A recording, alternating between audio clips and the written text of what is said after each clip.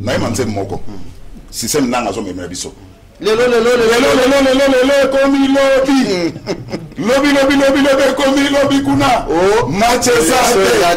nanga tika ba fatigue. Merci. Orateur suivant, au nom de l'ONF, Monsieur Jean-Luc Schaffhauser.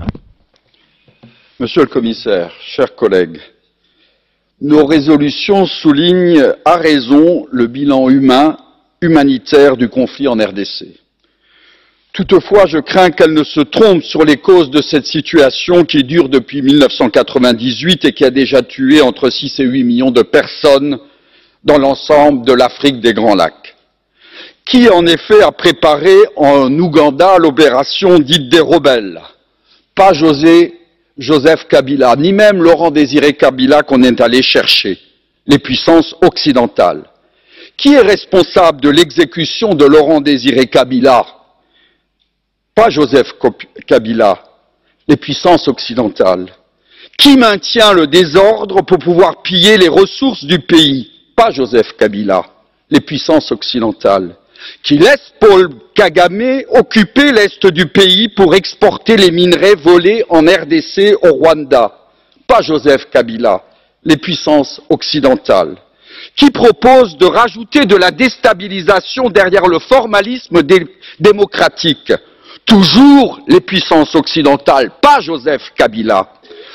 Chers collègues, alors qu'une transition douce a été négociée par l'intermédiaire des évêques, certains d'entre vous sont plus intransigeants que l'opposition congolaise. Alors que le président Kabila suit la Constitution par les accords de Saint-Sylvestre, toujours en vigueur, vous êtes plus extrémistes que les Congolais, en oubliant la finalité de ces accords, la stabilité, la sécurité de tous les Congolais. Le 31 décembre, il y aura une transition et j'espère qu'elle se fasse pour la paix. Je vous remercie. Dziękuję bardzo. Tym sposobem zakończyliśmy wystąpienia w imieniu grup politycznych. Merci. Nous sommes arrivés à la fin de la liste des orateurs s'exprimant au nom des groupes politiques. Enfin, le Parlement européen soutient également les sanctions ciblées mises en place par l'Union à l'égard des responsables de graves violations des droits humains. Et enfin, je rappelle que c'est au gouvernement de garantir la sécurité de sa population. Et donc, il en a la responsabilité et on appelle à la responsabilité du gouvernement Kabila pour protéger sa population. Merci. L'Union européenne doit obliger au dialogue pour que l'on puisse avoir le plus vite possible un gouvernement démocratiquement élu à la tête du Congo. Nous ne pouvons pas nous contenter d'observer une situation. On ne peut pas se contenter d'observer des violations des droits de l'homme, alors que nous, Union européenne, voulons représenter les valeurs de la paix et de la sécurité. Alors, dénonçons ces violations des droits de l'homme, dénonçons ce recours disproportionné à la violence par les forces de l'État même. On constate ces cas également au Rwanda. Par le biais d'une résolution, nous avons demandé la libération de Victoria Ingabire. C'est la même chose pour le Congo.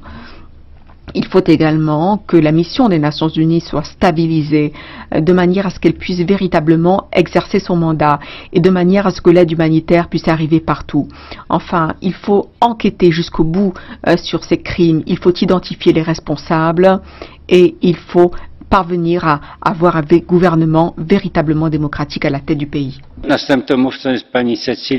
Merci. Madame Cécile Kienge. L'article 52 de la Constitution congolaise récite « Tous les Congolais ont droit à la paix et à la sécurité ». Pourtant, la violence et l'insécurité se répandent sur l'ensemble du territoire national. Articles 23 et 24 « Toute personne a droit à la liberté d'expression et d'information ». Pourtant, toute voix difforme au régime en place est violemment réprimée. Article 15 « La violence sexuelle est érigée en crime contre l'humanité ». Pourtant, des milliers de femmes en RDC n'ont toujours pas trouvé justice. Article 58. Tous les Congolais ont le droit de jouir des richesses nationales. Pourtant, l'État ne garantit aucune redistribution équitable. Article 47. Le droit à la santé et à la sécurité alimentaire est garanti. Pourtant, 400 000 enfants au Kasaï sont victimes d'une catastrophe humanitaire en cours. Enfin, l'article 70. Le mandat du président de la République est renouvelable une seule fois. Et pourtant, à ce jour, aucune date pour les élections n'a été décidée. La RDC doit se réapproprier de son futur et devenir la plus grande nation démocratique et prospère qu'elle aurait dû être depuis longtemps. La résolution du Parlement européen exige des réponses à toutes ces violations systématiques des principes constitutionnels. Merci. Bardzo dziękuję. Następny mówca, bardzo proszę. Merci. Mark de Mesmaker. Ja, in maart werden in... En mars, on a retrouvé au Kasaï les corps des 2 experts des Nations Unies qui ont été assassinés. Ils avaient été envoyés pour essayer d'enquêter sur la violence. Entre-temps, on a découvert des forces communes et plusieurs milliers de morts. Nous devons faire quelque chose pour les citoyens du Kasaï. Il faut qu'ils puissent véritablement redevenir un morceau de l'Afrique. C'est une région riche en minerais notamment. Et ce qui se passe au Kasaï est véritablement un exemple du problème. C'est un bateau sans gouvernail. Un président reste accroché au pouvoir. Pensons à ce qui s'est passé au Kivu, au sud Kivu dimanche dernier. Le système politique du Congo est en faillite et la communauté internationale n'est que spectatrice. Elle réagit, mais elle est totalement divisée et donc impuissante. Nous ne pouvons pas en rester à des condamnations sans suite. Et cette situation va se pérenniser car le président Kabila est accroché au pouvoir, viole les accords de Cotonou.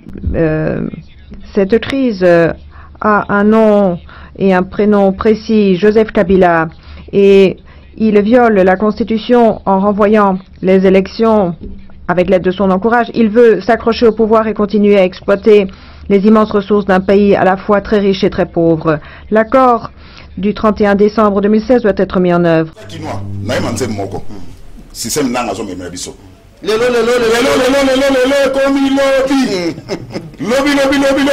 Lobby kuna. Oh,